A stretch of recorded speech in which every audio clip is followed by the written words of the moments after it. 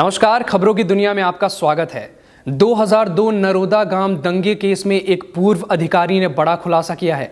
Court में case की सुनवाई के दौरान कार्यकारी मजिस्ट्रेट ML नालविया ने बताया कि गोधरा कांड में जलाकर मार दिए गए कार सेवकों के शव विश्व हिंदू परिषद के नेताओं को देने के लिए उसके वरिष्ठ अधिकारियों ने कहा था।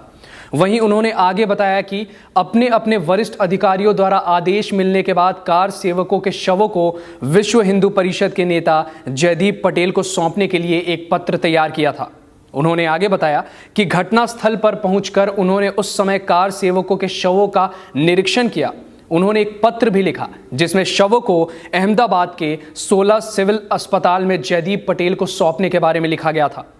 SIT को नालविया ने बताया था कि पत्र उन्होंने अपने वरिष्ठ अधिकारियों से आदेश मिलने के बाद लिखा।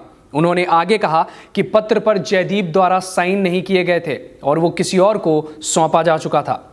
उन्होंने यह दावा भी किया कि वह जयदीप पटेल को पहले से नहीं जानते थे और ना ही उनसे कभी मिले थे, जबकि SIT के रिपोर्ट के मुताबिक पत्र पर किसी के भी हस्ताक्षर नहीं थे, जिससे यह पता चल सकता था कि शवों को किसी ने बरामद नहीं किया था।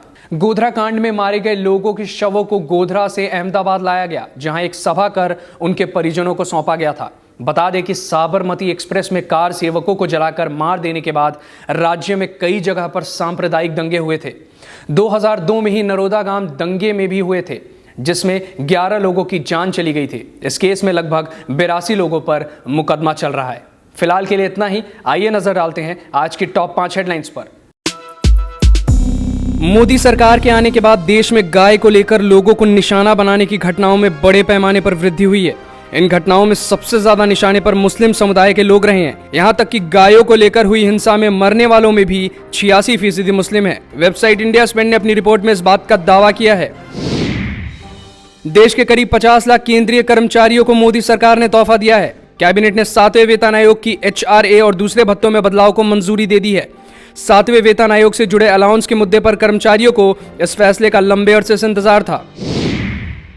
सिक्किम बॉर्डर पर पिछले 2 दिन से चीन की दादागिरी सामने आई है। कैलाश मानसरोवर की यात्रा चीन ने रोक दी है। वहीं तीर्थ यात्रियों को बॉर्डर से भी वापस लौटा दिया है।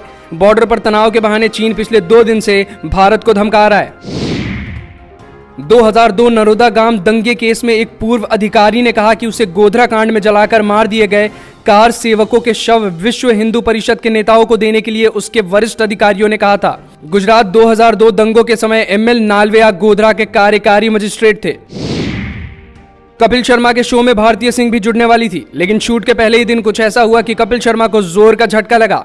भारती पहले ही दिन नाराज होकर बिना शूट किए सेट से चली गई। बताया जा रहा है कि भारती को अपनी एंट्री पसंद नहीं आई और इस वजह से वो खासी नाराज हैं।